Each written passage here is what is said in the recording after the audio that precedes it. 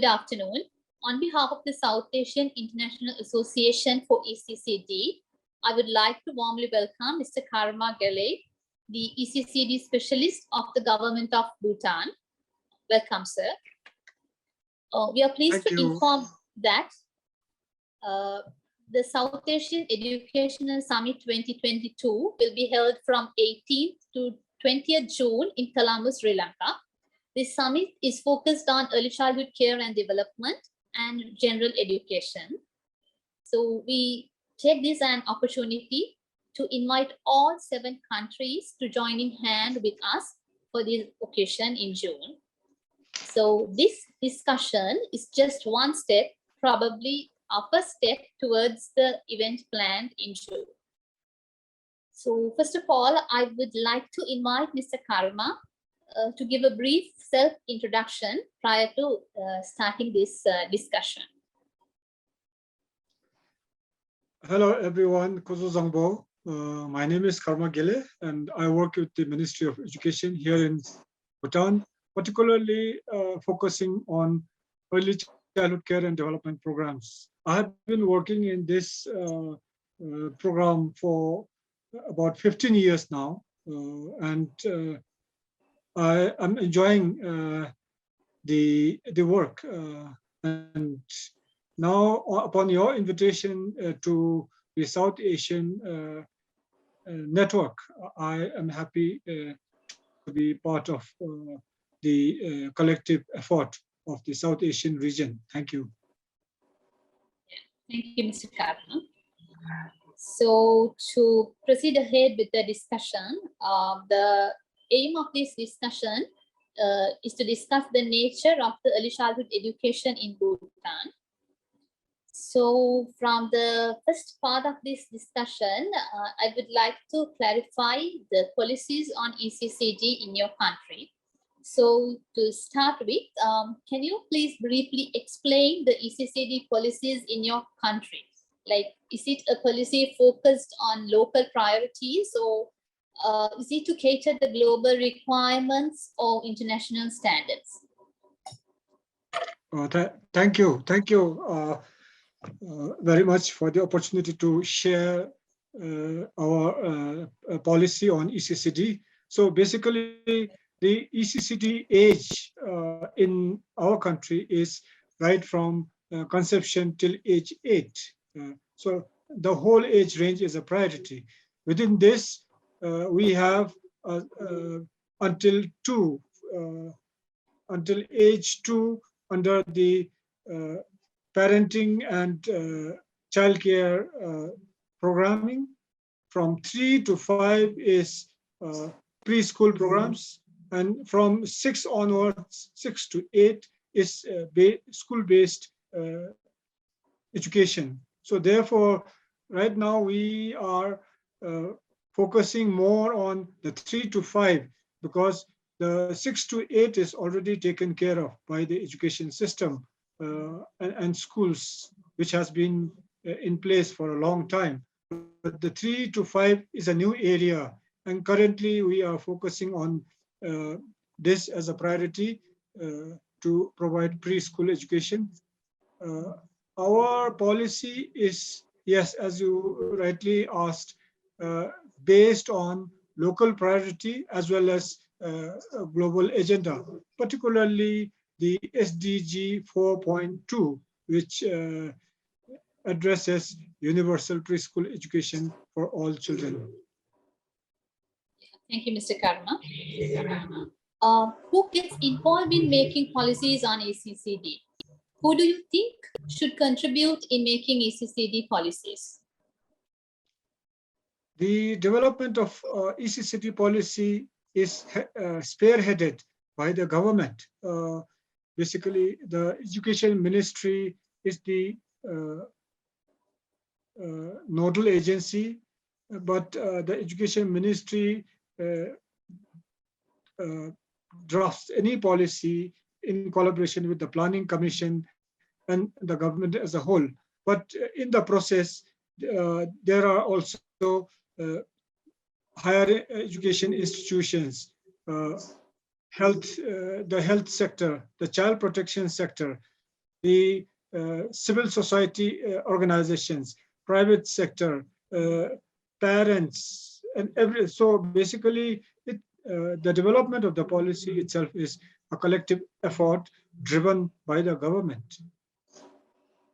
Yeah, thank you very much, Mr. Karma, for the clarification. How would you rate the country policies on ECCD compared to the policies of the countries in the region? Basically, when we develop ECCD policies, we look at what is going on internationally.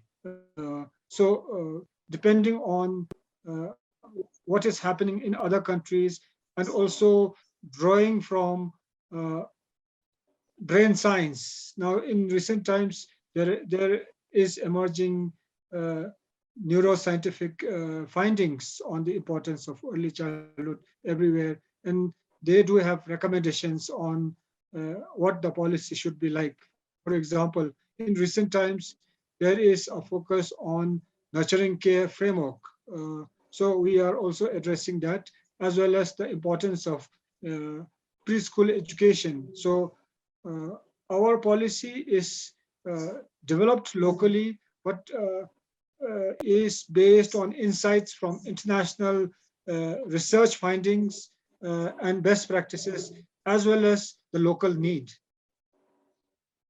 Yeah, thank you very much, Mr. Karma. So moving ahead to the second section of the discussion, I would like to discuss about the curriculum of ECCD centers. So what is the basic structure of the curriculum of ECCD centers? Thank you. The ECCD curriculum as such is not like, as it is everywhere else, it is not like school curriculum, which is more prescriptive and content driven.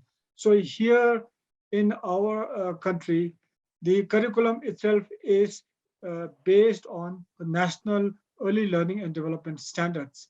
First, we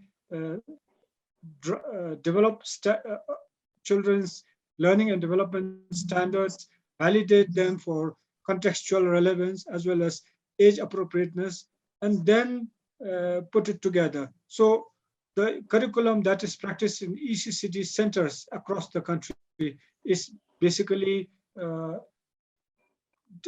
driven by the ELDS, and of course the learning outcome framework is basically the ELDS. In terms of the process of curriculum implementation and localizing, we do not do it centrally. We provide the learning outcome framework, and every ECCD center develops in its own day-to-day program, depending on the contextual relevance and local feasibility.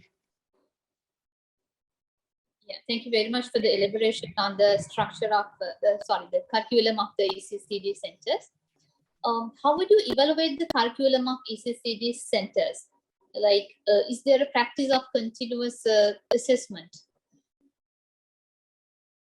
Oh yes, the curriculum is reviewed every few years, every 3 to 5 years on the whole, to see if the curriculum is still relevant, if there are new developments from research, and if our curriculum needs to be updated. That is one thing. On the other hand, we have formative continuous assessment of the children's learning outcome, and see if the curriculum is aligned with what children need to learn in ECCD center, as well as what are the change that is taking place in our own country context. So that is in terms of assessing and reviewing the curriculum itself. But on the whole, we also have a system called the quality monitoring system, which actually reviews the whole ECCD center, including the ECCD curriculum, teachers training, the ECCD environment, and governance and leadership. So therefore, the whole ECCD center or the program itself is reviewed consistently to keep it relevant and updated. Yeah, thank you very much, Mr. Karma. How do you assure that your curriculum is updated with modern practices, and like, is it in line with the global advancements like technology, the modern psychological aspects? Yeah, yes, of course, the most important thing that we consider in our curriculum is to make sure that our curriculum is localized, but localized in terms of how well it can be implemented. But in the development process, we draw from, yes, educational theories such as from Piaget and Vygotsky and Erikson and all of these traditional theorists, as well as emerging brain science, brain development findings. So that it has a strong basis and relevance to what children of this age need, and need particularly in line with emerging science. Yeah, thank you, Mr. Karma. So moving to the last part of the discussion. So I would like to discuss about the teaching learning process. So yeah, can you please briefly explain the teacher learning process in your country? Like what kind of an approach the learning process is practicing? So basically, the teaching learning process is, of course, as is everywhere else, as the best practice is basically play-based teaching learning, following the different models of the world, particularly interactive, play-based, activity-based, project-based, and outdoor learning. So this is the most important approach that we have adopted. Yeah, thank you, Mr. Karma. And obviously, like Bhutan as the one and only country as the who is using GNH, the gross national happiness, as the to evaluate the development. It's no wonder that y'all are using the play-based, like the child focusing approach on the learning process. So thank you very much on the clarification. So the other most important question for us as the beginners is, what are the key roles played by an ECCD teacher in your country?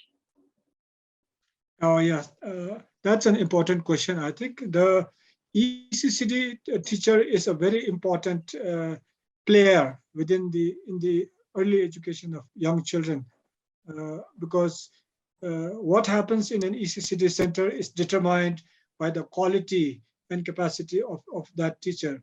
So we make sure that the teachers are good human beings, as well as they have capacity to support and care for children. So since ECCD is not very old, in fact, it has been around 15 years since we started establishing ECCD centers.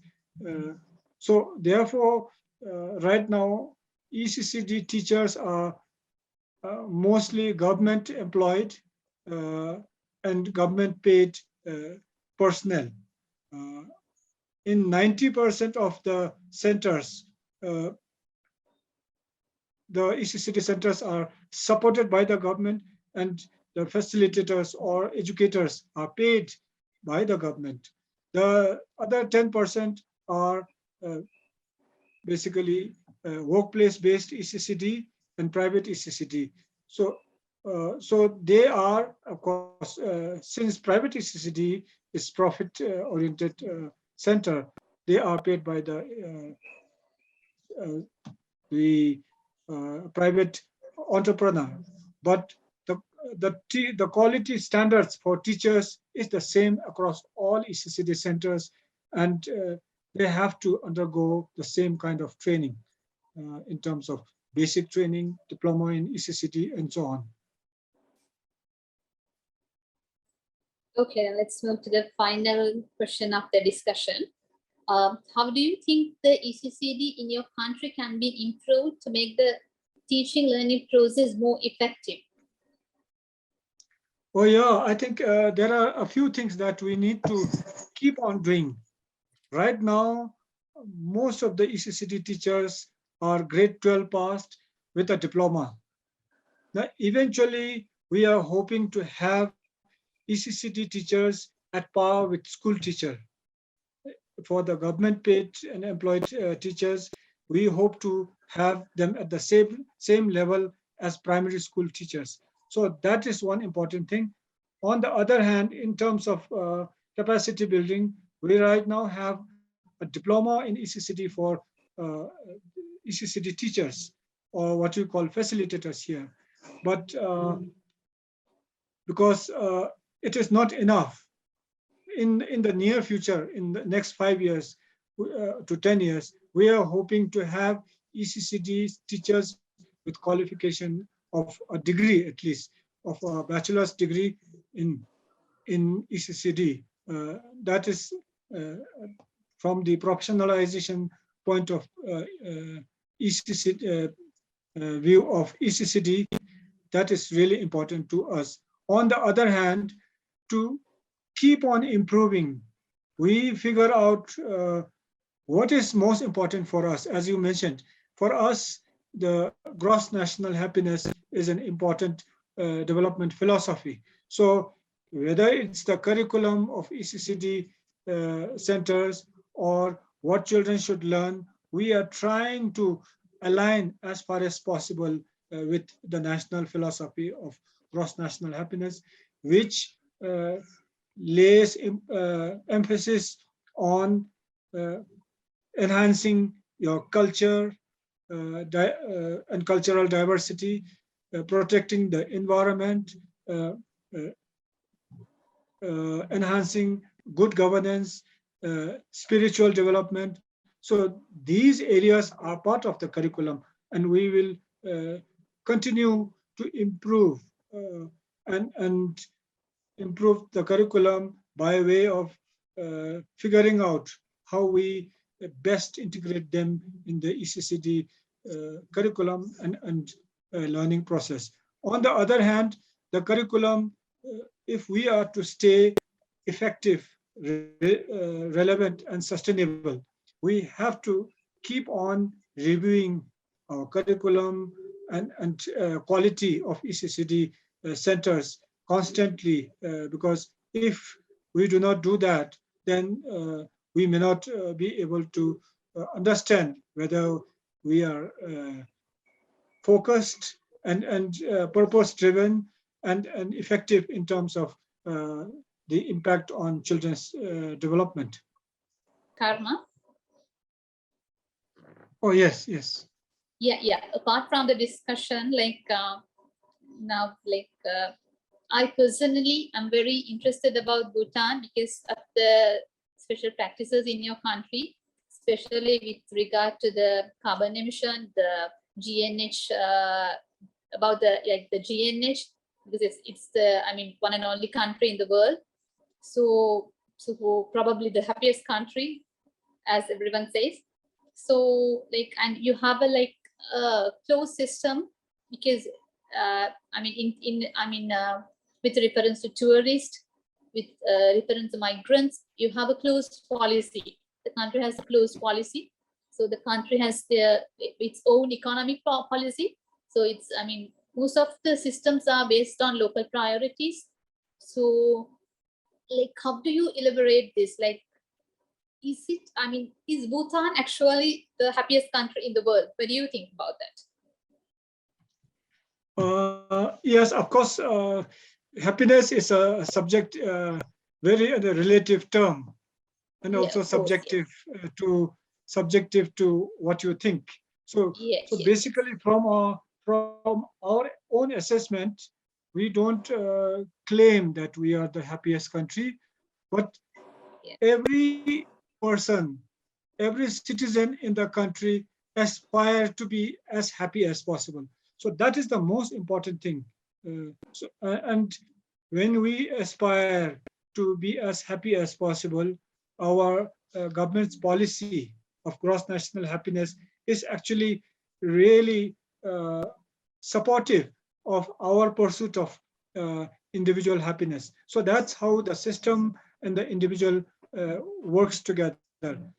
Basically, when you talk about happiness, I think there are different definitions of happiness across the world, and maybe there are different parameters in the uh, rating or the measurement of happiness. So basically, we may not be by international standards, but our goal is not to be the uh, first country, but making sure that everyone is as happy as he or she can be. So that's the most important thing for us. Yeah. So it seems like y'all are y'all are mainly focusing on the basic needs and requirements rather than making it complicated with like all the technology, all the like the modern things. So it's like the basic stuff. So is it the same attitude when it comes to children, the young generation, the adults? So is it the same attitude throughout? For everybody, for all the citizens. Oh yes. So basically, as you also mentioned, our goal is not to be a capitalist or a consumerist society. Our goal is to, if we are to achieve happiness, or if we as a country is to make sure that everyone has the opportunity to be happy, then the most important trick is balancing, the act of balancing, and what you call following the middle path. Not, of course, economics is important. On one hand, pursuing economic self-sufficiency at the government level as well as individual level.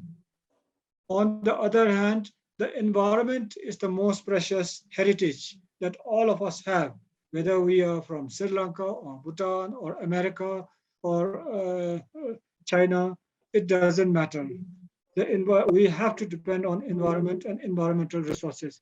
So our way of looking at environment is not to damage everything today and uh, not leave anything for our children. So we try to make sure that economy, the environment is not destroyed by one generation of people, but it's used in a sustainable manner. On the another aspect is our spiritual heritage. As a small country and a country that is not very diverse as much as in other countries, we have strong cultural values. So that is an important foundation on which children develop. Basically, uh, values like honesty, responsibility, kindness, uh, sense of community, and integrity. All of these are important values for happiness as well as for children to learn. So therefore, in our early education curriculum as well as general education curriculum, we try to infuse them in the curriculum, the learning process, and also in the ethos of institutions. Yeah, thank you very much, Mr. Karma. Apart from the educational discussion, I learned a life lesson as well, and I personally am very impressed with the environmental policy the country is having. Like, I mean, being the only carbon negative country, I mean, y'all are not doing it only for yourself. I mean, y'all are saving the world as well. So the part that we couldn't do, y'all are doing it for the rest of the world. So on behalf of the whole world, I mean, I would like to pay my gratitude for that, because y'all are doing it not for the, I mean, I mean, not for the present generation, for the future as well. So y'all are doing a great thing. I mean, for the world, being the only carbon negative country, I'm so impressed with that. So thank you very much for sharing that knowledge as well. And so with this, I would like to sum up our forum. Thank you very much. And once again, I would like to invite you for this forum in June. I hope we'll give you fullest cooperation in that as well. Thank you very much.